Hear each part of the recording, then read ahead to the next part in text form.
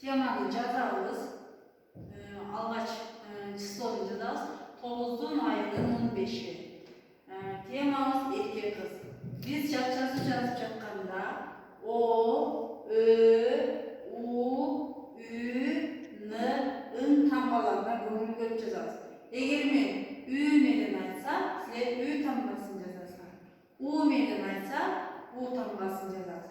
Ал эми жазып жатканыбызда К тамгасы мындай жазылат. Бул ката жазылат. Ал эми ый тамгасы туурасы ушундай, катасы мындай. Г тамгасын жазып жатканыбызда Г тамгасын ушундай алып жазабыз. Бул ката деген белгини коюп койдум. Ал эми сөздөр, татаал сөздөрдү мен доскага жазып койдум. Азыр мен силерге кайталап окуп берем текстти. Көңүл бөлүп, туура жазганга аракет кылабыз. Bir күнү кемпир уктап жатып түш көрөт. Түшүндө ал бир дарыяга сууга барат.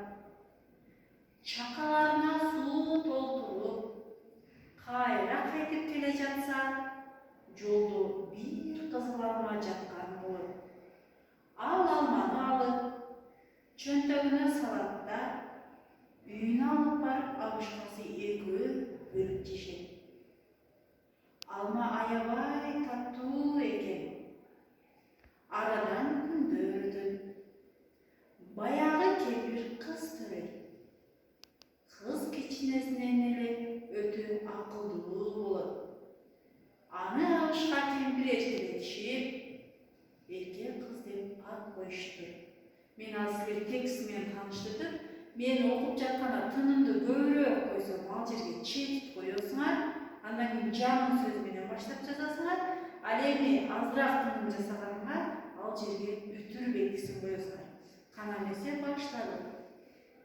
Bir күнү кемпир уктап жатып түш көрөт. Түшүндө ал бир дарыяга сууга барат. Чакаларына суу толтуруп, кайра кайтып келе жатса, жолдо бир кызыл алма жаткан болот. Ал алманы алып, чөнтөгүнө салат да, үйүнө алып барып, абышкасы экөө бөлүп жешет. Алма аябай таттуу экен. Арадан күндөр өтөт. Баягы кемпир кыз төрөйт. Кыз кичинесинен эле өтө акылдуу болот. Аны алышка кемпир эркелетишип, эркек кыз деп ат коюшту. Окулуктуу болдубу, түшүнүктүү болдубу, жакшына сулуу, таза кылып, деттериңерге жазып, мага жөнөтөсүңөр. Саламатта калыңыздар.